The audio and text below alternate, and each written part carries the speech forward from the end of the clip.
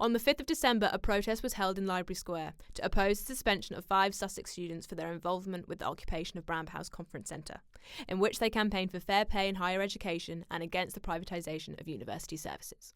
The 5 students, now being called the Sussex 5, have had their right to access campus facilities and attend teaching sessions revoked by Vice-Chancellor Michael Farthing in spite of having left the occupation peacefully. Hundreds of students gathered and marched to express their anger at this decision and to demand the reinstatement of the students. Speakers included a representative of Caroline Lucas, who read a statement from her expressing her solidarity. The university or college is to become a kind of supermarket or shopping mall, satisfying individual wants. The very words public good have disappeared completely, but I believe, and so do many others, that post-16 education is too important to just stand aside and let it be ruined by a race to the bottom in the name of so-called choice and competition. Staying silent is not an option, and I am with you and students across the UK as you defend the fundamental right to take peaceful action and resist attempts to stifle peaceful protest on our campus. Our universities, our college and the government have a choice, and we must continue in our efforts to get them to put people before profit. That begins today with calling on Sussex University to retract the suspension of the latest 5 students, to be singled out and to pledge to uphold the universally protected right to peaceful protest in the future. That's our message today, and one I'll be taking to Parliament on your behalf too. The university has claimed the students have been suspended due to their actively organising or leading the movement responsible for the occupation, and that they pose a threat to the safety and well-being of students, staff and visitors to the university. This is in contradiction with the claims of Occupy Sussex, who insist they are a leaderless movement and that the Sussex 5 are no more responsible for the occupation than any other persons involved. The Students' Union go on to claim that the students have not yet been provided with any evidence to back up the allegations made against them. They are trying to silence students who do not go through the consumer feedback channels. They are silencing those students who will not act on the university's terms. And they are trying to silence those who are challenging this neoliberal agenda which puts profit above people.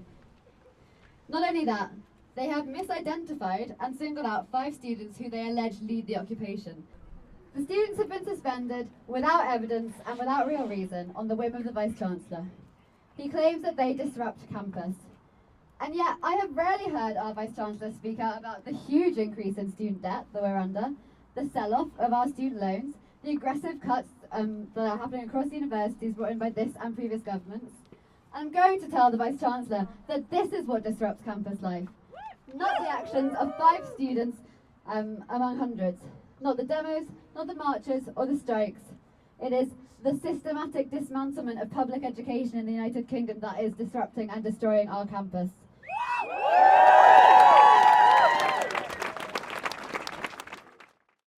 There is outrage among students who deem it unfair for these 5 individuals to be singled out and punished for their involvement in fighting for a more democratic university.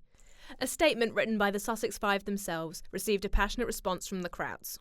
We have been suspended indefinitely for exercising our right to protest. We have been banned from campus and our studies/work for effectively opposing Sussex senior management in their pursuit of privatisation of university services. These draconian measures are aimed at intimidating students campaigning for a more democratic university. The fight is about the undemocratic nature of Sussex University. The fight is about a university determined to force changes upon its staff and students against their will. This is about senior management forcing the lowest paid staff at Sussex to either accept privatisation of their jobs or leave the place they have worked out for countless years.